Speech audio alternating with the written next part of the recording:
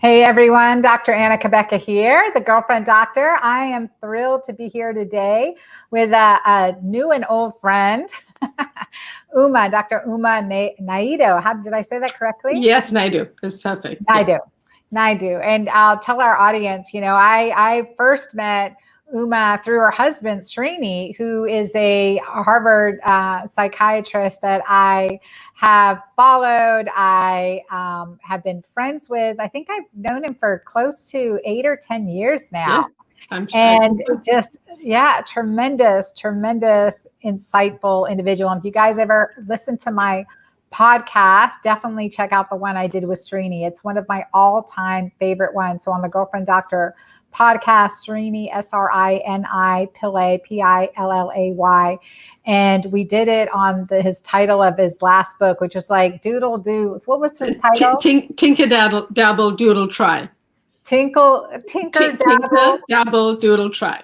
Tinker Dabble. Yeah, unlocking the power of the unconscious. Oh my gosh, yes, fabulous! And you guys will love that podcast. So I brought Uma on. I'm going to tell you a little bit about her to everyone who's here. You guys just shout out here today. Definitely come to my main page at Dr. Anna C and share this to your groups. We can't share it from our private groups, but you can share it from my main page. Share this to the list. We're going to talk about the nutritional psychiatry, right? Yes. Using nutrition to create a better mood, to decrease anxiety, to help with hormonal shifts. We're going to talk about all of this today. So this is something that you definitely want to share. So give us a shout out here. Let us know where you're listening from, and any questions, be sure to put those in the notes here today in the comments, and share this from my main page on Facebook or YouTube to your friends so they can join in and get this cutting edge information. Now, Dr. Uma Naidoo is the Director of Nutritional and Lifestyle Psychiatry at Massachusetts General Hospital. She is a Harvard trained psychiatrist and one of the pioneers in the more newly recognized field of nutritional psychiatry. Dr. Uma is also a professional chef and trained nutrition specialist. So happy to have you here today.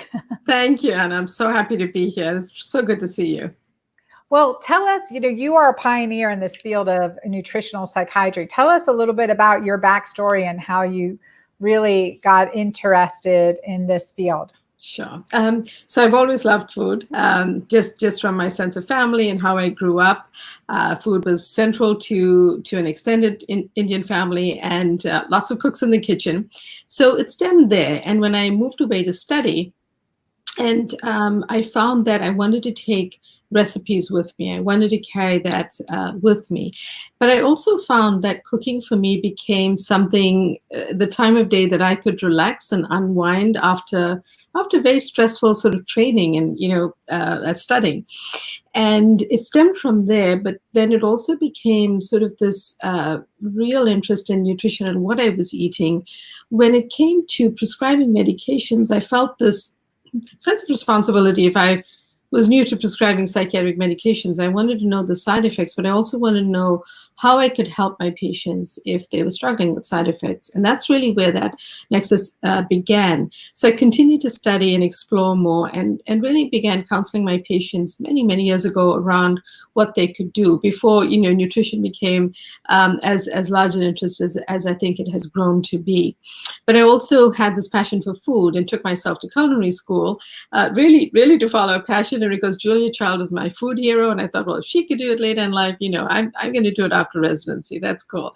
So I did do that without, and although I was doing this work, it didn't come together in this great plan until I had some great mentorship and had been doing this. And someone said, speak to so-and-so and talk about the idea. And as I fleshed out the idea, it evolved to be, why not start a clinical service doing and focusing on this kind of work? So that's how we formed the clinic, and that's how it got formalized in that way. Oh, wow. I love this. And also, I remember way back, I think I was talking with you and your husband, and you were really interested in herbs and And spices, spices yes, and I the still have a love for medicinal. that. Oh my God, we're going to Good. get into this, you guys, because I know my audience loves herbs and spices. And we've been in our Keto-Green group right now. Hey, everyone in Keto-Green community and our Keto-Green 16 challenge group.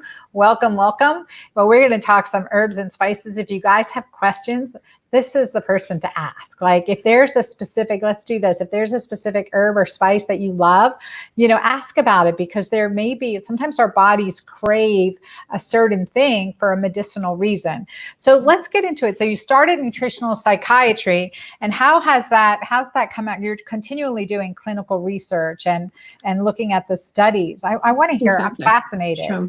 So there are a few groups that do this kind of work. The United States has fewer, but I think that where the book came from was really trying to understand the connection between mood and food, but also the different disorders, and putting that together. So what we really did, and for the book, was looked at a ton of references, probably close to 700, condensed it to about 550, but I don't want to scare your audience because we really try to make it readable and something that people could understand when they looked through the book, but they knew that it was backed up by research studies. And we tried to divide it into the different disorders that people struggle with, and then provide food lists that were foods to embrace and then foods to avoid. And that's how it came to be. I love it. Okay. Very cool. Let me get myself back in this window. Here we go. There. I'm just learning this technology. I know it's much better with you there. Well, let's talk about something like, what are you seeing now in the clinic? What are people coming in after months of quarantine, and how are you helping them? Exactly. So, I think the people who are not previously depressed or anxious are really suffering more. They're finding themselves unhinged, the uncertainty, the lockdown, the fear about, now moving forward, what are we going to do with children getting back to school? Are they going to go back to school? What's happening with that? So, I feel like depression and anxiety are hugely on the rise. Use of drugs and alcohol is hugely on the rise. And then there's, the unfortunate thing that there's also an increase in trauma, because people who are confined, who don't have good relationships, that element is coming out too. So in terms of the individuals I am seeing more, is that depression, anxiety, stress, how do we feel better? How do we eat for better mental health? How do we eat to protect our immunity? And also, just what is the future going to be like? Plus, I think people are struggling with stress eating. They've gone through phases where, initially there's ongoing fear, but, there was sort of, what foods do I need to stock up? And let me get foods that, are shelf stable, but you and I know that those are not the best choices, even though I know people were stuck for making sure that they had reserves at home in terms of food. So there's been emotional eating, there's been stress eating, and there's been an uptick of, anxiety, so much so that Zoloft has been, sertraline is the other name, an SSRI medication used to treat depression and anxiety, has been on shortage. As well as the fact that, Express Scripts did a survey, and the prescriptions way back in April now were already up, of the anxiolytics by 20%. So very, very difficult time for people. I think that statement too, just unhinged. Now that just like resonates with me. You think of a door that gets unhinged, right? Yeah. It doesn't work properly. You're, a gate that's unhinged, right? It's not closed. It's not a healthy boundary at that point, and it creates a whole consequence of other problems. And definitely, I agree. We're seeing that, and early on in the quarantine, because my middle daughter Amira was in Holland for university studying abroad in the Netherlands, and you hear all of a sudden I was hearing about COVID, and my physician colleagues in Italy said, get her home, right? Right.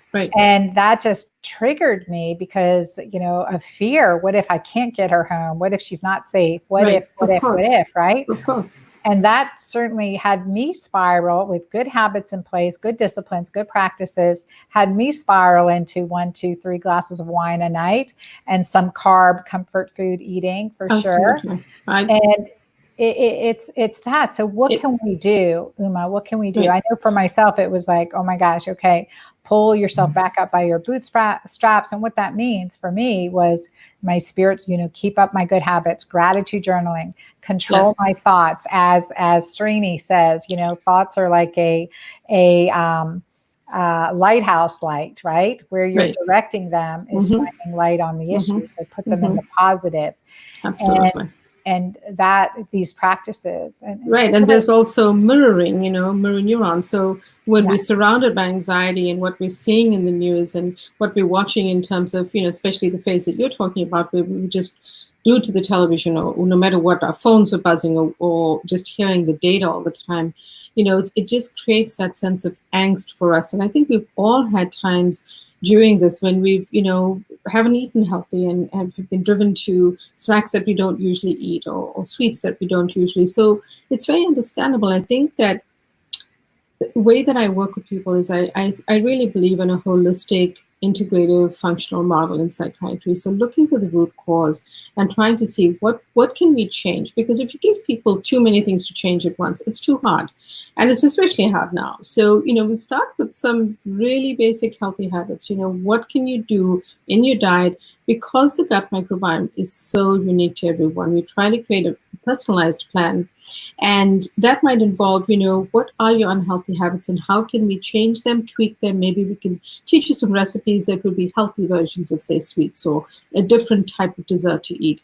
And starting off with basic building blocks, the fiber from fruits, vegetables, beans, nuts, legumes, and seeds, what you need to feed your gut so that it produces the short chain fatty acids, which is what the body really needs to have your gut in a positive balance, right? You want the good bacteria to be working for you and not against you.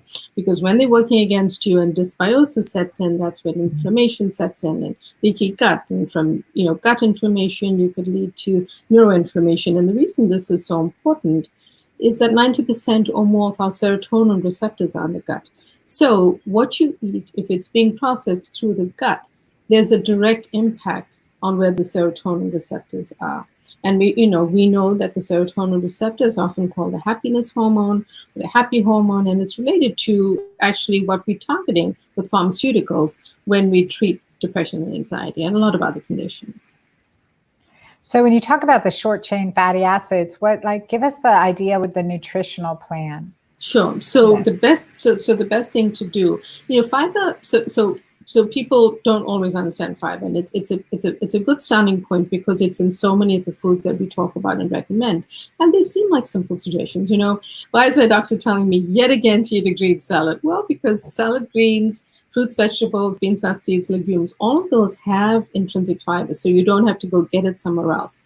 And if you're including them in healthy portions in your diet, you're going to be it's like feeding your gut the right things. And then we talk about prebiotic foods, probiotic and fermented foods, and then avoiding, the unhealthy fats, the added sugars and that type of thing.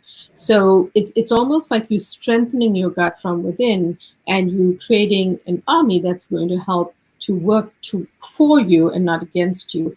But when you do that, you're also impacting your mood and your other symptoms because so much gets broken down and activated in the gut. Always we talk about the gut makes more serotonin than the brain makes. So how is that possible? Well, so the way that I understand it is, that because the receptors are there, the two-way connection between the gut and the brain, it's like when I talk to my clients about it, it's like a two-way express highway. It's working all the time. It's bi-directional.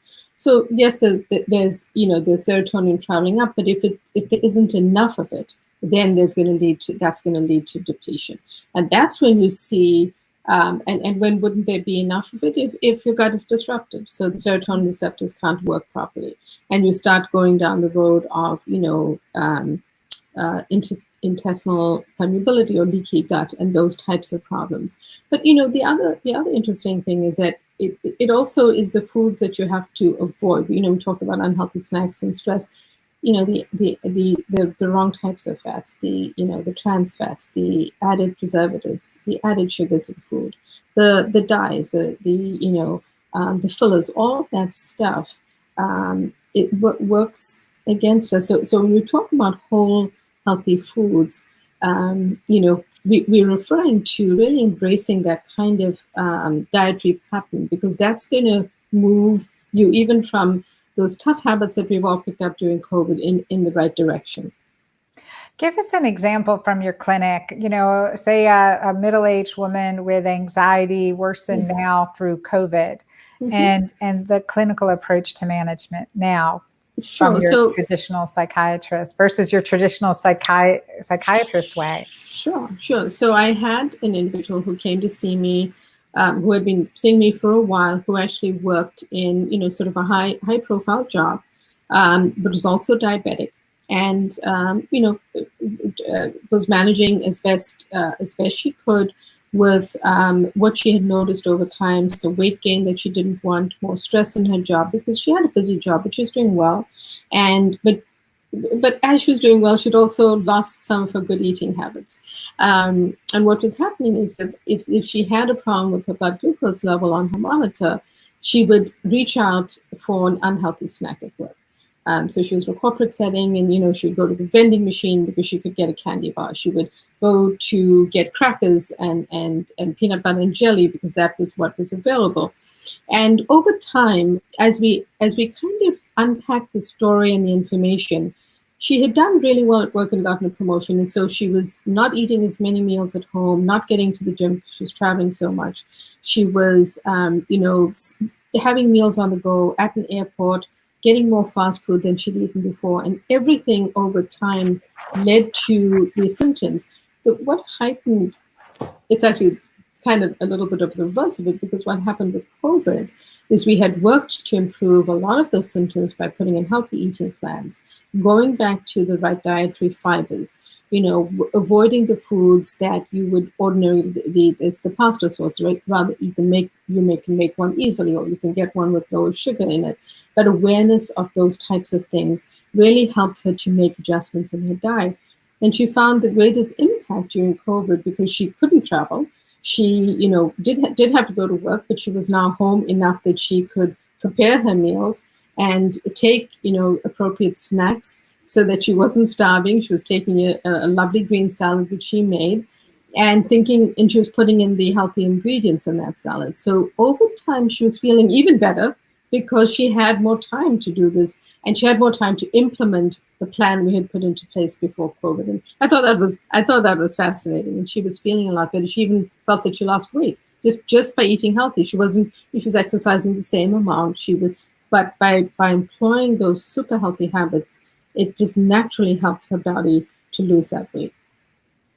I love that. I love that story too. And just to improve our mood. So when we talk about the foods that will improve our mood, or foods that work against our mood, can you go ahead and share about that too? So, the foods you want to embrace are prebiotic foods. So prebiotic foods include things like the onion family. So what we call alliums, onions, garlic, leeks, scallions, also things like Jerusalem artichokes, jicama, certain things. What they do is they feed those good bacteria with the food that those bacteria want and need. And then probiotics. And probiotics you get from things like unfruited yogurts. I always suggest a plain yogurt if you eat dairy, and just add berries and cinnamon if you want to add something, because the added sugars in the fruited yogurts are really too much.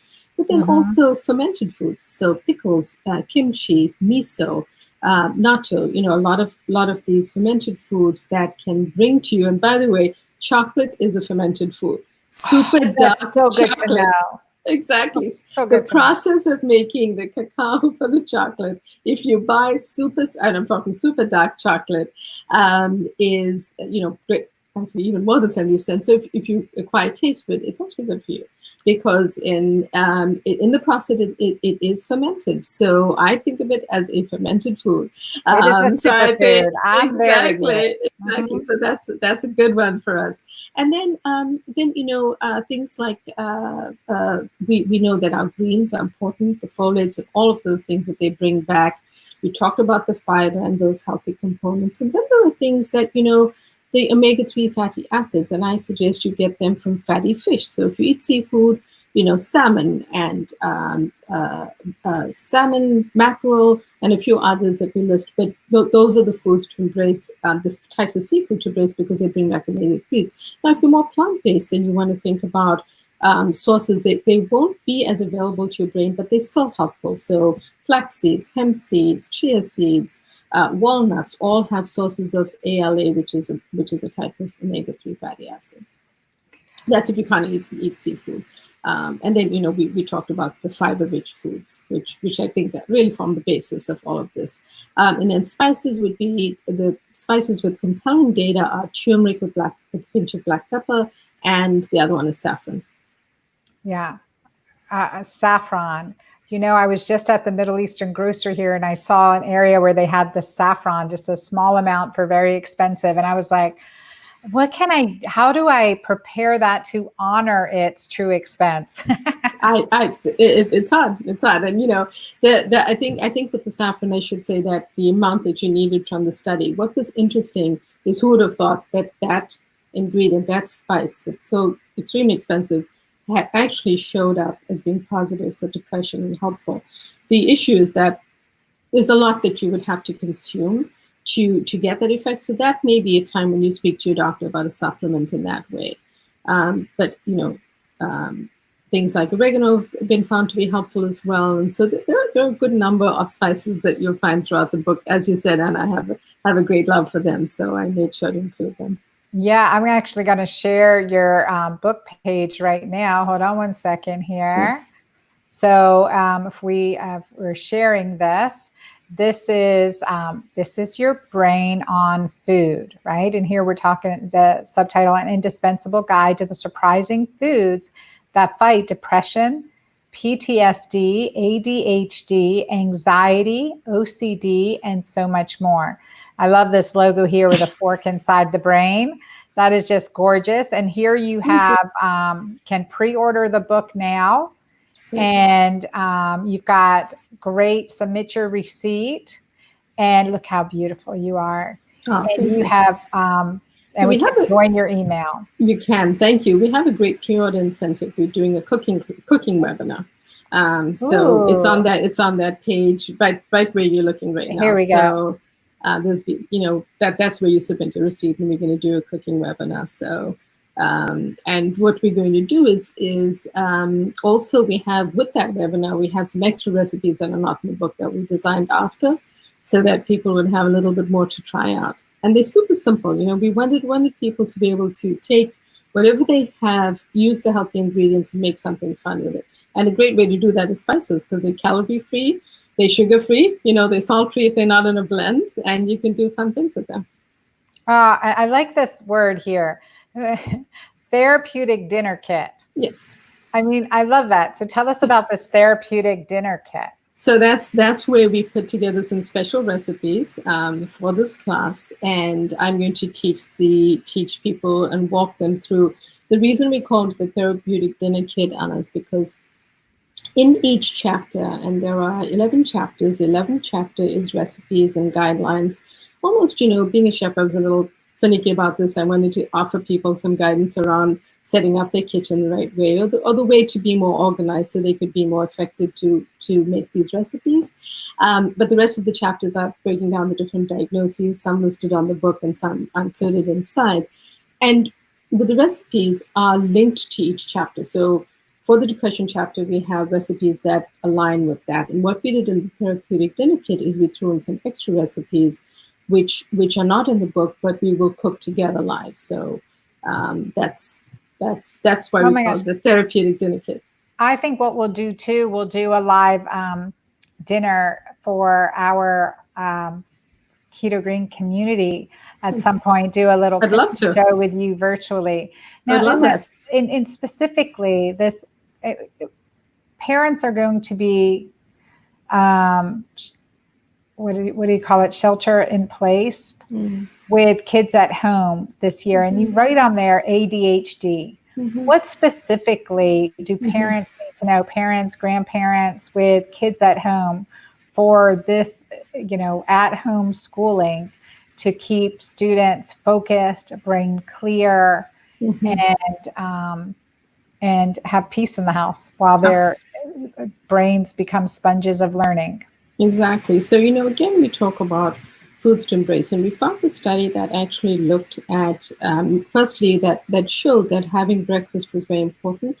We hear that a lot, but there are also other forms of dietary patterns that people follow where they don't eat breakfast. In this instance, we found that it is really important, especially for conditions like ADHD. The study used a protein bar, and the protein bar was created for the study design and wasn't available to purchase. And who knows, it might have had some added sugars that we wouldn't want. But we took the ingredients, the good ingredients, and we created a smoothie recipe for that. So that's in the book, and it matches the ADHD. But we also looked at having lower levels of caffeine, certainly for adults this would apply to, and then including foods and embracing foods like berries, cherries. Eggplant was found to be helpful, onions, kale, as well as foods that were rich in vitamin C and vitamin B. When it came to minerals, it was the minerals that seemed to be really important was zinc, iron, magnesium, and potassium. So we what we do in the book is we kind of list foods that would go, like we would in a therapeutic dinner kit, that would go into that. Now, those who were struggling a little bit more would want to avoid. We noticed that the study showed that there was difficulty if people were eating a lot of gluten in those specific studies. We try to focus on a whole foods, whole grains, healthy diet. So we try to have people not exclude foods unless they have an allergy, because in mental health, people are already struggling so much. So to say, eat this and not that is harder. So if someone doesn't tolerate gluten or they're not feeling good in it, then we definitely have them excluded. So gluten was found to be one. Dairy was found to be problematic as well. And also added sugars. So definitely being cautious about sugar and the quality of sugar that you're getting into your diet. The other thing that we wanted people to avoid were food colorings, food dyes, and the preservatives, because those were found in studies to be problematic as well. Oh, absolutely. So that is great to have studies. I wish we could be taking this into our schools right now, at least in our at-home schools. But do you know of any places that are using your research to help with school lunches or corporate wellness? I don't. I mean, we have to make this happen, Uma. Thank you. I'm all for it. It's true. It's schools and, for that matter, and hospitals. I mean, the foods but schools, absolutely. I wish that were the case. I think even across the other conditions, anxiety and other things, I think that there are ways to think about that with schools, and also at the corporate level. I mean, certainly to create awareness for corporations and for women, well, all types of leaders, but I think women in particular would be interested in this type of thing, because usually more often than not, they're the one packing the lunches and kind of creating the flow of whatever meal prep is in the family. And sometimes that's different. But I would love that. So if you have any ideas, let me know, and I will definitely do a Keto-Green lesson for your community whenever you'd like. Oh, we will definitely do that. One more question is, what herbs and spices are particularly good for our menopausal, postmenopausal brains? And especially if we're having, mood issues, anxiety, et cetera, like what's going to help us with Absolutely. that? So what I guess exactly. I guess if you were to pick one, it would actually, the studies show that it's so helpful with both depression and anxiety, is turmeric and a pinch of black pepper. Now, you really just need a quarter teaspoon of turmeric a day with a pinch of black pepper, because the black pepper activates curcumin in turmeric, which is the active ingredient. It makes it better absorbed by the body. So it's always worth, if you say you don't cook with turmeric, I say to clients, just put it in a smoothie, put it in a soup. You won't taste it if it's not a flavor you're used to. But if you do cook with it, you don't even need that much of it. And it really is a super spice because it has so many positive effects: anti-inflammatory, antioxidant. It's even been tested in terms of being an antiviral. But the positive impact of studies for depression and anxiety are quite compelling. So it's worth including. I think that if you want to think broader, things that have certainly helped people boost, say, immunity and how they're feeling emotionally have been things like capsaicin from chili pepper. You don't need much of it. So there's a spectrum. There's a spectrum of things. But if I were to choose one, it would be the turmeric with black pepper. I love that. And the fact that you said a quarter of a teaspoon, because initially I heard tablespoons of turmeric, but a quarter of teaspoon with black pepper. With a pinch of black pepper. Any specific black pepper? I think, so I try to get an organic brand of black pepper. I prefer to get the peppercorns and then crush them. But, if what you had was black pepper, tabletop black pepper, then use that, because it should have the pepper in it to activate it. And that's the minimum of what you need. You can have more, if I'm cooking, say, Indian food, I might put more turmeric in it. Yeah. Or if I'm cooking a rice dish, exactly, a lot more. But, it really is not harmful through food in that way. Studies have shown you can eat quite a significant amount and not be harmful. But, I always say moderation, so at least a quarter teaspoon, but you can play with that as well. Yeah, and definitely. And for our Keto-Green 16ers out there, not your mama's cabbage soup, you can put turmeric in there. You can put turmeric in your bone broth. Yeah. Definitely do that. Yeah. Add the cracked pepper and turmeric and put that in there. Just don't spill it on your white pants. Okay, I'm just talking from experience. This is true. And no white, not on the white countertop. This is true. That is true. Yeah. And it's funny because turmeric is in my Mighty Maca Plus formula. Yeah. And if you do, get it on clothes, washcloths, anything, you get that nice turmeric coloring. The yellow residual coloring. It's very hard to remove. So that is actually a great tip, Anna. Yeah. It's really important. So put it into the smoothie. Put it into the smoothie, put it into your stews, put it into, you can mix it. And you can make a tea. Put it into a tomato sauce. Exactly. I love it. You can put into the tomato sauce. You can make a tea with it. If it's something, it can be very calming, very, very soothing. So I love that because, you can do that with hot water. And now they actually even make brands of organic turmeric tea where they've added some black pepper for you. So it's available to try. But you can do it yourself too. We can do it ourselves, and we can add it in actually a nice hot almond milk or coconut milk mixed with turmeric, infused with turmeric, and that's beautiful. So adding the black pepper, a little pinch of that in there to activate it. This is great advice. A lot of people talk about golden chai. And so when I do it, I do use either coconut milk for different flavor or nut milk. And it's beautiful because you still get that froth, and you mix it with your favorite chai blend, and people love it. So it's a great way to actually. I find that people enjoy it and find it very calming. So I'm going to share this again. This is your Brain on Food, book.umanaidoomd.com. So right here, and there is the link in the notes above this video too. So you have that.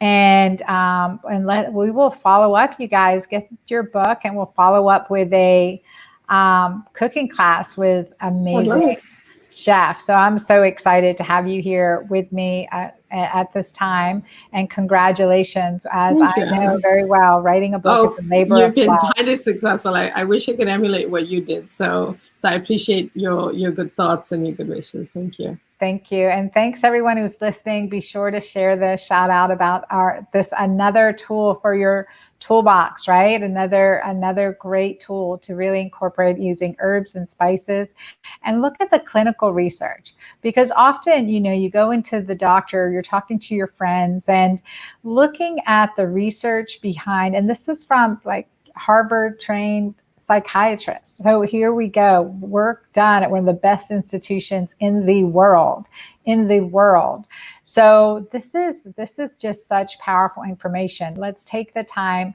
to really dig in. I'm going to dig in even more because, there's so much more in store for all of our listeners here as we dig in to improve our health, one step, one tip, and one book at a time. So here we go. We have Amy says, turmeric makes great natural food dye. Yes, it does. Cheryl says, thank you. Cindy says, love it. Thank you.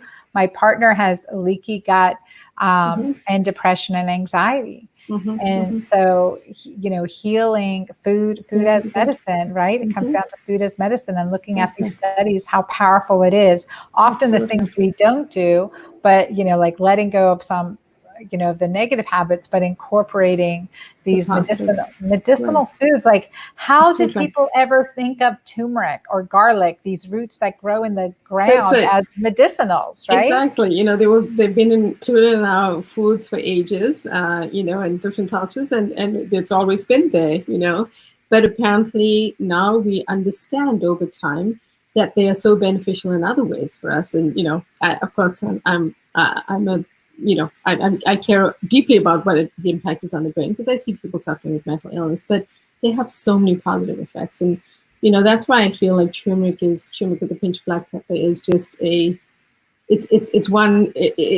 can help you in so many ways. And I've seen it be useful. So I think that if it is one thing I would say to people, stop there, as well as the other tips we provided during this discussion. Yes. Yeah. Love it. So thank you again. And thank you, Anna.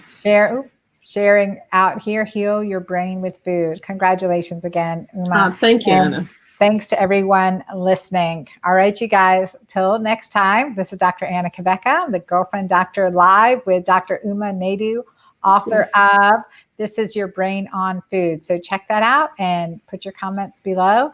Be sure to share this episode with your friends. And I look forward to following up. And you guys, what do you think about a cooking class with Dr. Uma using some nutritional food, herbal medicines to add a twist to our Keto-Green plans? So I'm looking forward to that. All right. Thank you all. Thank you.